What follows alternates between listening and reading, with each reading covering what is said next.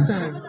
राष्ट्र एकता के किस्से को एक रावण के विषय से शुरू करना चाहूंगा कि युद्ध भूमि में रावण जब मृत्यु के किरदार पर खड़ा था तब वो श्री राम से कहता है कि मैं तुमसे हर चीज में श्रेष्ठ हूँ, बल में श्रेष्ठ हूँ, बुद्धि में श्रेष्ठ हूँ, छल में श्रेष्ठ हूँ, कपट में श्रेष्ठ हूँ, कलाओं में श्रेष्ठ हूँ, परंतु पता है फिर भी तुम विजयी क्यों हुए? क्योंकि मुझ में और मेरे भाई में एकता नहीं थी, मुझ में और मेरे भाई में एकता नहीं थी। तो आप समझ गए होंगे कि एकता का महत्व क्या है, एकता की महत्ता क्या है। एकता चाहे तो सृजन भी कर सकती है और वही एकता जब कटुता में बदल जाए तो संहार भी कर सकती है। चंद लाइनों से स्पष्ट करना चाहूंगा कि जानते हो क्यों तरक्की की डगर से हट गए, क्यों नजारे देश की उपलब्धियों के घट गए? अरे हम पे था दायित्व अपने देश के उत्थान का और हम ये भूलकर धर्म और जातियों में बंट गए, धर्म और जातियों में बंट गए। श्रीमान, आज भारत में 3000 से ज्यादा जातियां हैं, 25,000 से ज्यादा उपजातियां हैं, सबकी अलग अलग परंपराएं हैं, अलग अलग रीति रिवाज है। इतनी विभिन्नता होने के बावजूद भी किसी में भेद उत्पन्न न होने देना ही सच्ची राष्ट्र एकता है। श्रीमान, जब जब दहला विश्व हमारा, जब जब बेमकसद खून बहा, चीन, रूस, जापान सभी ने भारत को एक दूत कहा। Taking proud of Indian history, it is one of the 5 words given by the Prime Minister during an Amrit Kaal. And look at the history, so this is proof that India has always been a pioneer of peace.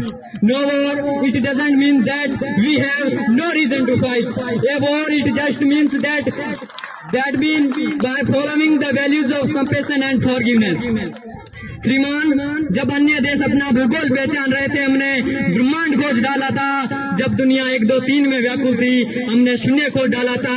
Gurukul से नालंदा तक शिला बनाए, विश्व में शिक्षा की नींव रखी। महावीर, गौतम बुद्ध इसी मिट्टी के बेटे हैं जिनसे दुनिया ने शांति सीखी। भारत का इंफ्रास्ट्रक्चर कुछ कमजोर है, ये हमारे लिए एक ताना था। भारत का इंफ्रास्ट्रक्चर कुछ कमजोर है, ये हमारे लिए एक ताना था। दोस्तों, याद दिला दूं उन सभी को, भगवान श्री राम ने त्रेता युग में ही सेतु बना डाला था, त्रेता युग में ही सेतु बना डाला था।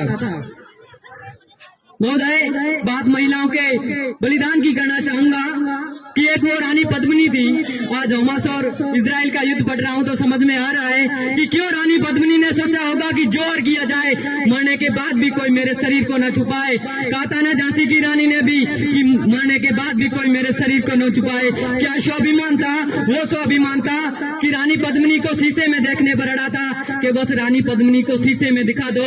1600 रानियों ने जोर किया था।